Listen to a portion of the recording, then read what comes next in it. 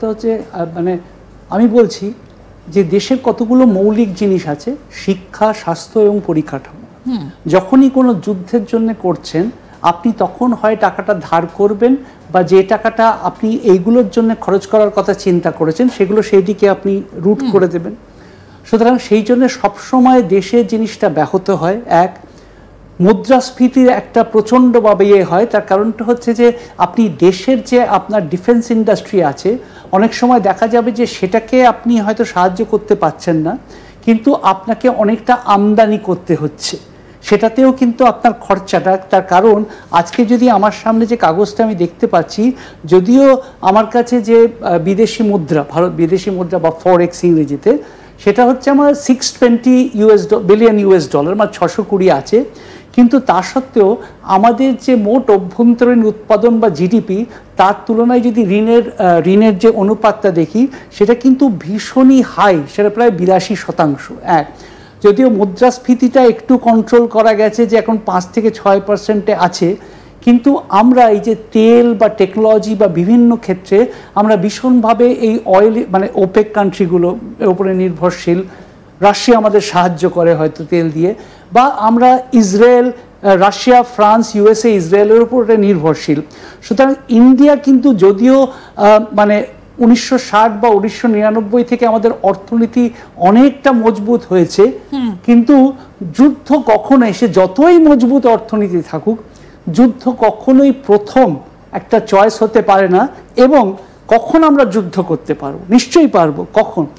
যদি আমাদের প্রধানমন্ত্রী বা ভারতবর্ষ যদি সারা পৃথিবীকে বোঝাতে পারেন যে ভারতবর্ষ আগ্রাসী নন, তারা নিজের সুরক্ষার জন্য কিন্তু কোনো কিছু করছেন, তাহলে অন্য দেশরা কিন্তু আমাদের উপরে কিন্তু কোনো চুক্তি আরোপ করবেন না যে ভারতকে দেব না, ভারত একটি আগ্রাসী দেশ, তাকে আমরা করব না। সুতরাং সেটা যদি সম্ভব হয় তাহলে সেটা করতে পারবে। এই মুহূর্তে দাঁড়িয়ে সুপর্ণবাবু, ভারতের সঙ্গে আমেরিকার সম্পর্ক অত্যন্ত ভালো, রাশিয়ার সম্পর্ক তো স্বাধীনতার আগে থেকেই ভালো, এখনো ভালো, এমনকি চীনও এই মুহূর্তে ভারতের পাশে। তাহলে কি বলা যায় যে অর্থনীতির দিক থেকে ভারত এখন বিশ্বের যে মেইন যে শক্তিধর দেশগুলো তাদের সঙ্গে কাঁধে কাঁধ মিলিয়ে চলছে? ভারতের কাছে কি এটা একটা প্লাস পয়েন্ট? না, আমি প্রথম কথা হচ্ছে যে আপনি প্রথম দুটো নাম একদমই ঠিক বললেও চায়নার ক্ষেত্রে আপনি জানেনই, তার কারণ চায়না একটা কথা বলেছেন, চায়না বলেছেন যে তারা একটা নিরপেক্ষ একটা ইনভেস্টিগেশন চান এই বিষয়টা, এবং চায়নাও মানে এতটাই ভারতবর্ষ সাপোর্ট এই ব্যাপারে পেয়েছেন, তার কারণ এরকমভাবে নিরীহ মানুষদেরকে যে মানে খুন করা হয়েছে সেটাতে সারা পৃথিবী ভারতবর্ষের সাথে আছে, আমেরিকা, রাশিয়ার সবাই আছেন তারা।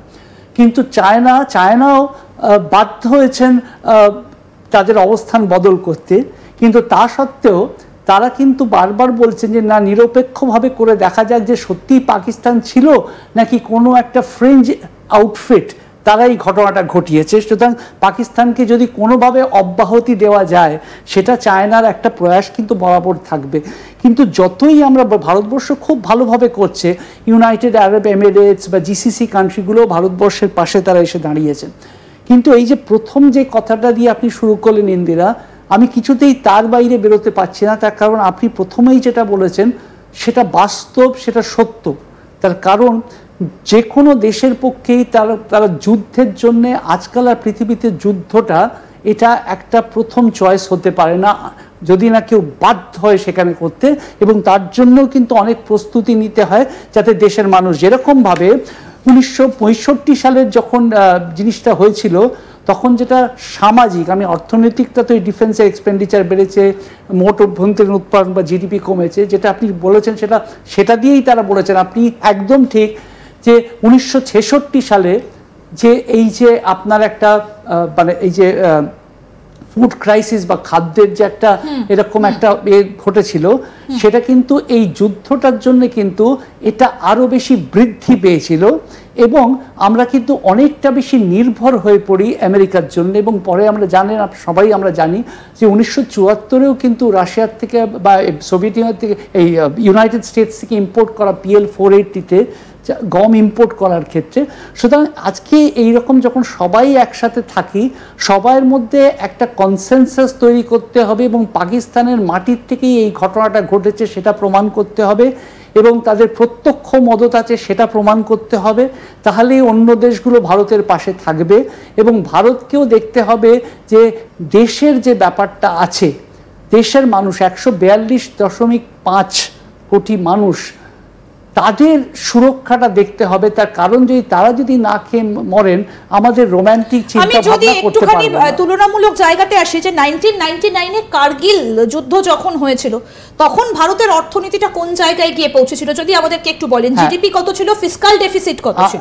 আমি বলছি যে প্রথম কথা হচ্ছে যে যখন এটা হলো তখন কিন্তু এই যে 1998 সালে ভারত কিন্তু একটা পরমাণু পরীক্ষা করে 1998, এবং সেটা করার জন্য কিন্তু ভারতবর্ষকে অনেকটা দাম দিতে হয়। তার কারণ তখন সারা পৃথিবীতে যে উন্নত দেশগুলো আছেন তারা কিন্তু চাইছিলেন না যে আমরা এরকমভাবে হই। তা সত্ত্বেও ভারত রাষ্ট্র একটা সিদ্ধান্ত নেন যে আমরা নিজেদেরকে সবল করে তুলব, আমরা দুর্বল থাকবো না, সেই জন্য তারা করেন। সুতরাং সেই প্রেক্ষিতের সময় দাঁড়িয়ে কিন্তু সেটা হয়েছিল। এবং যেটা সবের ক্ষেত্রে সত্যি, এই যে আমাদের আপনার ডিফেন্স বা প্রতিরক্ষা খাতে বরাদ্দ প্রায় কিন্তু 28% 99 সালের বাজেটে কিন্তু সেটা দেখা যায়, ঠিক আছে।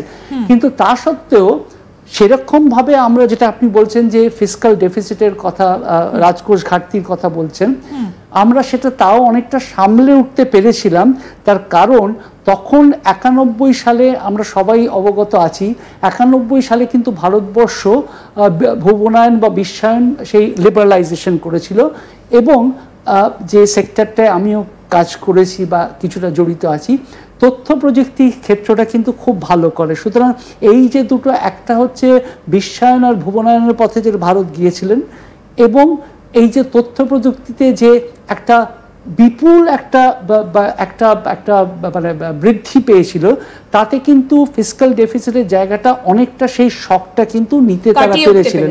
কিন্তু তা সত্ত্বেও যখন আপনি 28% বৃদ্ধি করছেন সামরিক বা প্রতিরক্ষা খাতে, স্বাভাবিকভাবেই আমি যেটা আগেও বললাম যে যেটা মৌলিক জায়গাতে বাসস্থান, মানুষের পেটে ভাত, শিক্ষা, দরকারি পরিকাঠামো করা, সেই জায়গাতে তো আপনি পিছিয়ে যাচ্ছেন।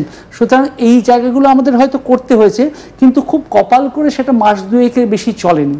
কিন্তু আমরা যদি এমন একটা, আমরা দেখলাম যে 17 দিনের একটা যুদ্ধ 65-তে, তারপরে 13 দিনের 1971, তারপরে 60 দিনের। আমরা কিন্তু এখন দাঁড়িয়ে কোনো দেশই, শুধু আমরা নই, আমরা কিন্তু একটা মানে তোমাকে একটা লাস্টে এসে বুম বাজা একটা ঘুষি মারবেন ভিলেনকে, ঠিক ওই রকম রোমান্টিক জায়গায় কিন্তু আজকে আমাদের রাষ্ট্র নেই। কারণ প্রত্যেকটা দেশের কাছেই কিন্তু নিজস্ব